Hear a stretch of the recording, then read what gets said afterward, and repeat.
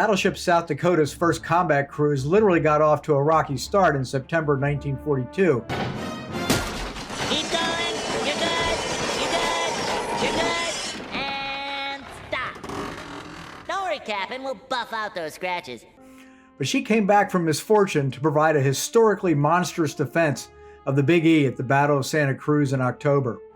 So what happened to Battleship X, as the media knew her, in September and October 1942? South Dakota was the Navy's first battleship commissioned after the attack on Pearl Harbor. She was built by the New York Shipbuilding Company in Camden, New Jersey, at a site less than 3 miles south of where Battleship New Jersey is moored today, and outfitted at the Philadelphia Navy Yard. She was commissioned on 20 March 1942. South Dakota differed from her 3 sister ships because the Navy had omitted 2 of the 10 5-inch 38 caliber gun turrets to provide space for a force commander and his staff. The space wasn't vacant for long. Deemed ready for combat, on 14 August, with no fanfare, Rear Admiral Willis Lee reported on board as commander, Battleship Division 6. He had a suitcase and no staff. The next day, South Dakota was on her way to the South Pacific.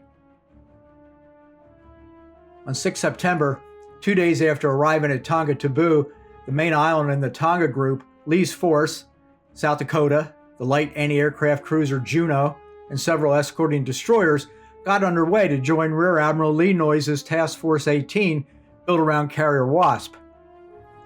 But on South Dakota's way down Lehigh Passage, at 14:20 in the afternoon, and despite following the specified course, she struck an uncharted 35-foot coral pinnacle at a brisk 20 knots.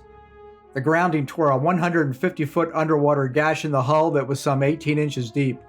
Fuel and boiler feed water tanks in the ship's bottom were contaminated with salt water. The ship's hull was dented and holed in numerous places. Fuel leaked and a condenser had clogged. South Dakota needed major repairs that only Pearl Harbor could provide. Lee left the ship and made Washington his flagship when she arrived on 14 September. The next day, North Carolina was torpedoed, so instead of the U.S. Navy having 3 fast battleships in the Guadalcanal fight, it still had 1. For South Dakota, the accident proved a blessing in disguise. The Pearl Harbor Navy Yard not only repaired her bottom, but also replaced all 7 of her bulky 1.1-inch mounts with a new quad 40mm. They also added many more 20mm guns, which in the days before the proximity fuse was the anti-aircraft gun of choice. South Dakota would enter her first fight far more lethal than her initial try 1 month earlier. South Dakota and Enterprise, which had been under repair at Pearl Harbor II, returned on 24 October. As naval historian Samuel Eliot Morrison wrote about the battleship, quote, "No ship more eager to fight ever entered the Pacific. For Captain Gatch, by constant target practice, neglecting to split and polish things that vex bluejackets, and by exercising a natural gift for leadership, had welded his green crew into a splendid fighting team." Unquote. The chance to show their stuff finally came 2 days later, on 26 October. South Dakota was escorting Enterprise. A second carrier group based on Hornet was in visual contact. As Task Force 61, the combined task forces were searching for and found a superior Japanese carrier group advancing toward Guadalcanal. But Hornet was attacked by 53 aircraft from 3 different Japanese carriers first.